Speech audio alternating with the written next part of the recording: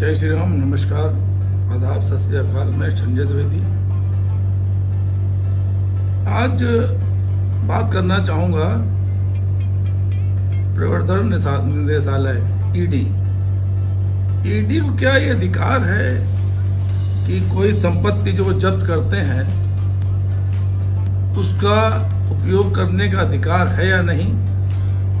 क्योंकि जहां तक मैंने देखा है, जहां तक मैंने पढ़ा है, किसी भी जगह पे ये नहीं लिखा है कि आप किसी की संपत्ति को अगर जब्त करें तो उस पे आप अपना जो है अपना यूज करें। भाई आपने कहीं सोना पकड़ा, चांदी पकड़ा या हीरे जवाहरात पकड़े, अब ये नहीं कि उसका उपयोग आप अपने घर में किसी के लिए करके बाद में जमा करते हैं, ऐसा तो हमने नहीं सुना है। या कोई संपत्ति आपने कुछ संपत्ति ईडी ने जब्त की, उसमें अपना ऑफिस बना दें, ये मैंने नहीं सुना है। हाँ ठीक है, ईडी को अधिकार क्षेत्र में है, ये सब अधिकार क्षेत्र में, इस पे कोई कहना कोई वो नहीं है, गलत नहीं है। अधिकार क्षेत्र में है कि आप किसी की भी संपत्ति को जब्त करें, किसी की भी संपत्ति को लेकर आप चलें, जब्त कर लें, लेकिन जब्त करने के बाद जो है उस पर आप उसका उपयोग करें, ये शायद मैंने अभी तक नहीं देखा है। मैं जनता से कहना चाहूंगा, जो आज मैं वार्ता कर रहा हूं ये इस वीडियो के माध्यम से, आप लोग भी इस चीज के बारे में जानकारी लें और हमारे चैनल में अपने कमेंट्स दें। हम बात कर रहे हैं आज गुरुग्राम में एक ऑफिस चल रहा है ईडी का, गुरुग्राम जोनल कार्यालय के नाम से चल रहा है ईडी का ऑफिस, जो 2 साल से चल रहा था। दक्षिण दिल्ली के रजौरी करीब स्थित फार्म नंबर 22 में चल रहा है। ये इनका मेन ऑफिस तो नहीं है, लेकिन इन्होंने बनाया, गुरुग्राम जोनल का ऑफिस बनाया है। अच्छा, इस पे कब्जा करने के लिए बैंक ने भी मुकदमा किया, हाईकोर्ट में की, एडिट की है। अब उसका निर्णय पेंडिंग है, इसलिए हम ज्यादा कुछ नहीं कहेंगे। लेकिन हाँ, इसमें बैंक ने इसलिए किया है क्योंकि 2004 में संपत्ति जो है अतुल बंसल ने खरीदी थी। इसकी जिसकी कीमत आज की डेट में इस फार्म हाउस 122 करोड़ लगभग है, और काफी बृहद स्तर में उसमें स्विमिंग पूल बना हुआ है, 100 कर्मचारी उसमें काम कर रहे हैं, किचन बहुत बढ़िया है, मतलब सभी सुविधाएं उसमें मिली हुई हैं। उसमें आज भैंसे भी रह रही, गाय पाली जा रही है, एक बहुत ही बृहद रूप में वो हमारा है, वो जिसको उन्होंने 2004 में खरीदा था अतुल बंसल जी ने।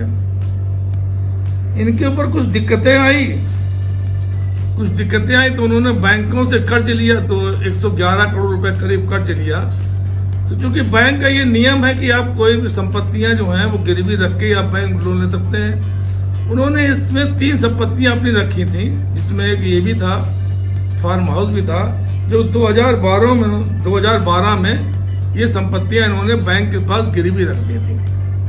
अब एक सवाल ये उठता है, जो मेरे मन में विचार आ रहा है, जो मेरी जानकारी के अनुसार है, कोई भी संपत्ति अगर जब्त है या गिरवी रखी है, अगर कोई संपत्ति गिरवी रखी है तो ईडी को क्या अधिकार है उसे जब्त करने का? नहीं है, ये तो हाईकोर्ट अपना निर्णय देगा, उसमें बारे में नहीं। लेकिन जहां तक मुझे पता है कि कोई चीज अगर गिरवी रखी तो भाई आपकी, वो तो उसकी संपत्ति नहीं हुई ना, वो तो आज बैंक मालूम संपत्ति हो गई है, बैंक की है संपत्ति, जो मेरी जानकारी में। लेकिन खैर, इन्होंने अपना कब्जा किया 2017 में, ये कब्जा बैंक ने कब्जा कर लिया था। 2017 में बैंक ने कब्जा कर लिया था। इनकी कंपनी ने भी, अतुल बंसल की जो कंपनी, उनकी खैर डेथ हो गई है, स्वर्गीय हो चुके हैं अतुल बंसल, लेकिन इनकी कंपनी थी विजडम रियल्टर्स, ये स्टेट प्रॉपर्टी के डीलर थे, रियल एस्टेट प्रॉपर्टी के एक एजेंट थे, जिन्होंने अपनी संपत्ति बनाई थी। तो इनकी कंपनी की तरफ से ये रखा गया है, ये केस किया गया था इनके ऊपर। खैर दोबारा फिर बैंक ने फिर केस किया। अब ईडी के अधिकारी इसमें अपने जो तर्क दे रहे हैं, वो कह रहे इस मामले में ईडी के अधिकारियों का कहना है कि पीएमएलए की धारा 9 के प्रावधानों के तहत ऐसी जब्त की गई संपत्तियों के केंद्र सरकार के पास निहित रहती हैं, और यह 12 सितंबर 2023 को वित्त मंत्रालय की एक राजपत्र अधिसूचना थी, जिसमें ईडी के विशेष निर्देशकों को जब्त की गई संपत्तियों की प्राप्त करने और निपटाने में के लिए प्रशासक के रूप में कार्य करने की शक्तियां दी गई थी। ठीक है, आपको शक्तियां दी गई, लेकिन जो प्रॉपर्टी आपने जब्त की उसको देखना चाहिए था कि वो गिरवी है कि नहीं। ये तो खैर हाईकोर्ट का मैटर है, तो ज्यादा मैं नहीं बोलूंगा। लेकिन अगर आपको जब्त करने का अधिकार है तो उसमें ऑफिस खोलने का अधिकार नहीं है। जो ऑफिस खोला गया है, जो आप जब्त कर दीजिए, ताला बंद कर दीजिए, ना आप इस्तेमाल करें, ना बैंक वाले उसको इस्तेमाल करें। ये तो कोर्ट बताएगा कि उनको लोन उन्हें 111 करोड़ रुपए का दिया था, वो कैसे जब्त होगा। अब ये स्थितियां क्यों पैदा हो रही हैं? ईडी के मन में इस तरह की भावनाएं क्यों आ रही हैं? क्योंकि जो जानकारियां मिल रही हैं लोगों के माध्यम से, लोगों के द्वारा जानकारियां मिल रही हैं। इलेक्टोरल बॉन्ड जो भारतीय जनता पार्टी ने एक सोची समझी रणनीति के तहत बनाया था, वो आपने कहावत सुनी होगी कि आंखों के नीचे से काजल चुराना। आंखों के नीचे से काजल चुराना एक कहावत आपने सुनी होगी। ये वही कहावत है कि देश की जनता जान भी नहीं पा रही है कि हम किस तरह से भ्रष्टाचार कर रहे हैं, किस तरह से जबरन वसूली कर रहे हैं। जनता नहीं जान पा रही है।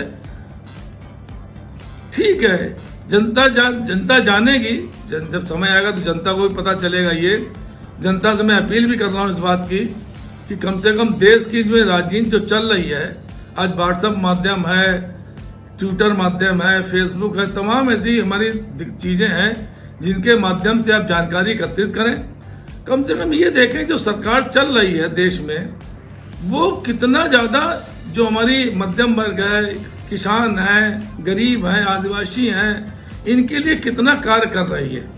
तो ईडी के दिमाग में ये आया होगा कि साहब जब हम इस तरह के काम कर रहे हैं, या एक जो सुनने में आ रहा है, ये भी सुनने में आ रहा है कि कुछ एक दो उद्योगपति जो हैं जिनके माध्यम से ईडी के माध्यम से वो करते हैं, वहां पे छापा डालते हैं और उनकी संपत्तियां जो हैं, उनके शेयर्स, एक विशेष हमारे जो है बिजनेसमैन जो शायद हमारे प्रधानमंत्री जी के खास हैं, उनको वो शेयर खरीद लेते हैं और संपत्तियों को जब्त कर लेते हैं। इसका मामला जो है ठंडा बस्ते में चला जाता है। इस तरह के भी कांड, इस तरह भी तरीके हो रहे हैं।